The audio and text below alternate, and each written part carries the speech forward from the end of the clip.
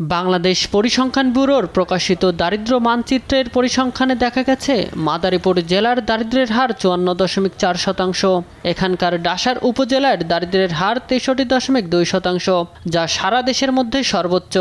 আর দেশের সবচেয়ে ধনী থানা ঢাকার পল্টন, জেলা হিসেবে সবচেয়ে ধনী নোয়াখালী। ৫টি ইউনিয়ন নিয়ে ২০২১ সালে গঠন করা হয় মাদারীপুরের ডাসার উপজেলা। নতুন এই উপজেলায় নেই নিজস্ব উপজেলা পরিষদ ভবন সহ প্রয়োজনীয় সুযোগ সুবিধা। যোগাযোগ ব্যবস্থা অপ্রতুল। বিল অঞ্চল অধ্যুষিত এলাকাটিতে উৎপাদনমুখী শিল্প কারখানা নেই।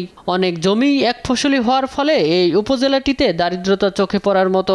ডাসারের প্রান্তিক মানুষ তাদের সীমাবদ্ধতার কথা জানালেও এমন রিপোর্ট নিয়ে দ্বিমত রয়েছে। তবে অন্য উপজেলার মানুষরা অনেকটাই বিস্মিত ও ক্ষুব্ধ। মাঠে ঘাটে কাজ করে, কেউ পোল্ট্রির মুখে ফার্ম করে, কেউ গরু ফার্ম করে, কেউ ছাগল পালে। আমাদের তো আর বেশি জায়গা জমি না, ওই লিজ পিস নেই, খাইয়ে দেওয়া হয়তো কিনা ৫০ মন বেশি। ডাসার উপজেলা হয়তোবা আংশিকভাবে সেটি সত্য হতে পারে, কিন্তু সর্বভাবে যে একেবারে দুর্গতম স্থানে সেটাও মানে বিব্রতকর অবস্থায় বলা যায়। প্রচুর পরিমাণে বিদেশে আছে, চাকরি আছে, ব্যবসা বাণিজ্য আছে, সবাই মোটামুটি নির্ভরশীল। তবে এই রিপোর্টের সঙ্গে একমত পোষণ করে অপ্রতুল যোগাযোগ ব্যবস্থা সহ নানান প্রতিবন্ধকতাকে দায়ী করেন ইউনিয়ন পরিষদের চেয়ারম্যান।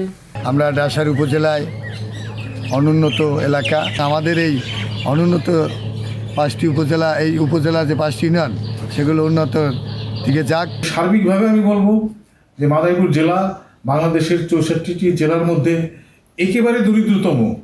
এটা কিছুতেই মাদারীপুরবাসী হিসেবে আমার কাছে মেনে নেওয়া খুব কষ্টকর। 22 সালে যে আদমশুমারি করেছি, জনশুমারি করেছি এবং HIS জরিপ করেছি, এই দুটি জরিপের তথ্য উপাত্তকে একসাথে করে আমরা বিশ্ব ব্যাংক এবং WFP এক্সপার্টদেরকে নিয়ে যৌথ টিম করে সেই সর্বশেষ গাইডলাইন অনুযায়ী আমরা এই দারিদ্র্য মানচিত্রটি করেছি।